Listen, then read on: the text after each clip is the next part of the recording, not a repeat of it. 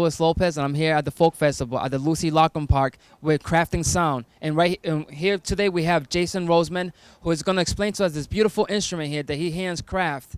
So, Jason, how long have you been doing this, which is crafting this type of instrument? I've been doing it for most of my life since I was about 10 or 11 years old. And this is something I learned back in Trinidad, where I was born, from my father. And for those people that doesn't know where Trinidad is, Trinidad, I believe, is an island of like South America somewhere. It's the last isle in the chain of Caribbean isles going south, so it's very close to the South American continent, yes. Okay. Now, when you picked up this instrument, when you learned this instrument, is it something that your father taught you or your grandfather taught your father? It's something that my father taught me. My dad is one of the pioneers of the instrument, helped develop the instrument back in Trinidad. It's a pretty young instrument, only created in the 1930s back in Trinidad. So he basically taught me how to do it.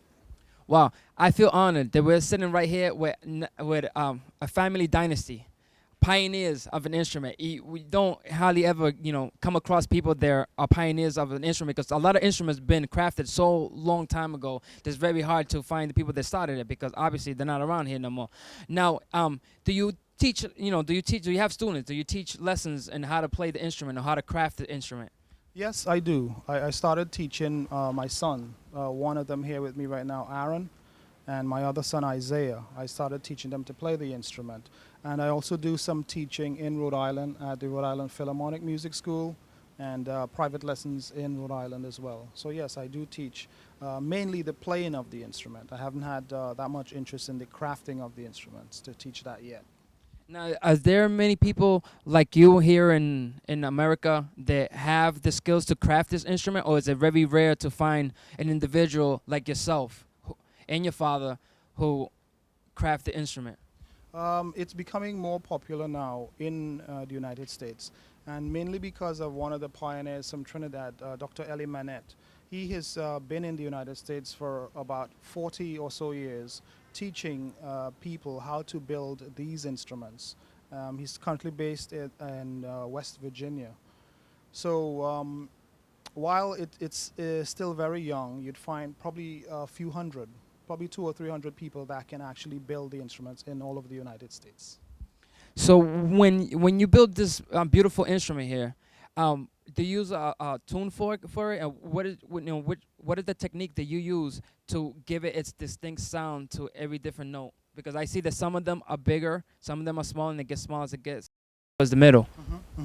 Well, initially we used simple tuning fork, and nowadays we tend to use like a strobe tuning device to collaborate the pitch of the drum.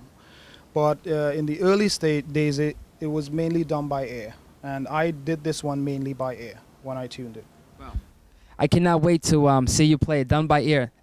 Now, do everybody does it by ear, or does it take somebody like yourself who's been doing it for a lot of years to be able to do it by ear? No, initially, even in the early days, 1930s, it was done mainly by ear. Now, most of the tuners, they're called steel pan tuners, those people that build and tune the instrument. Most of them would use some type of device to collaborate the vibration and determine the pitch of the drum. Dr. Manette, the person I talked to you about earlier, he actually teach people and they use strobe tuners so they can actually see the movement of the sound represented on a disc type device. So it shows kind of like a wavelength, and it shows you. Okay. So now is these instruments are they all handmade? For the most part, they're all handmade. There are no machines that would actually, like bang those out. But we use now pneumatic hammers to get the flat surface down into that concave shape. And we also use different punches and devices to get the grooved or indented areas put into the drum. Now, is an instrument like this a cheap? Let's say like you could buy a starting guitar for like let's say a few $100s. If somebody wanted to learn how to play this instrument, would it be like very expensive for them to get in? To buy one to kind of start getting the feeling for it?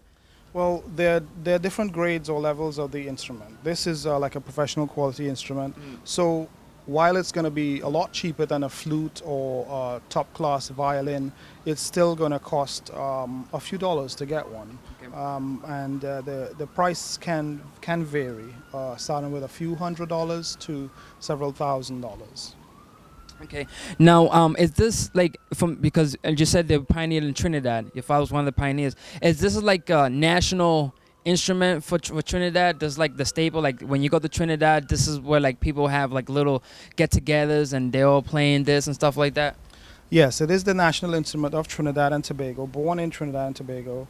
And yes, you find a lot of them in Trinidad and Tobago and throughout the Caribbean.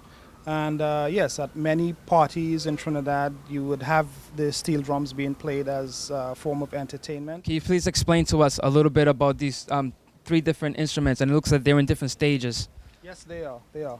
This one here would be like the final stage before the sound is put into the drum. Right now, there's no sound in here. And I would actually take hammers and mallets and go about tuning the areas. Sending the notes up to get a particular shape and hammering it so that they would vibrate a particular way. So this is the first stage. If you move along here, this is the smaller size drum, 16-inch diameter drum. And it's closer to what the original steel drums were made from. They were made from smaller drums like these, but having a convex shape. This has the concave shape. But this is tuned and it's a diatonic drum. This here would be a chromatic drum. This is a diatonic drum. And over here, this is a side of a drum called a double seconds, which would actually contain some lower pitches on it and incorporate low and high. And it's played with a partner, another drum. And it's also chromatic.